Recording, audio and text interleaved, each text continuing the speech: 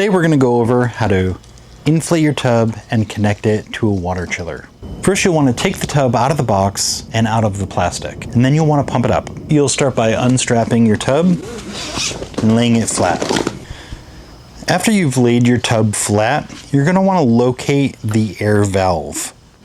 This is where you'll connect the pump to plug it in. In the center of the valve, there's this little pin. When you push it down, you're in a deflate position. So this will allow all the air to come out. So if you pump it up and it's in this position, when you disconnect the pump, all the air will come out.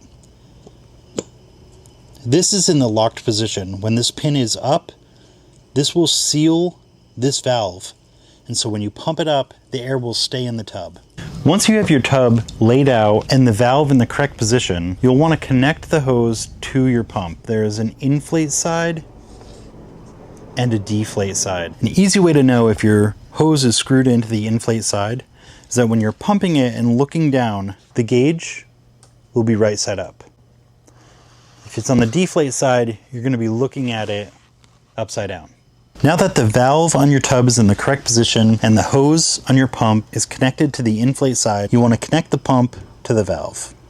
Push in and twist. Now that your pump is connected, it's time to just start pumping. You want to pump the tub to 10 psi.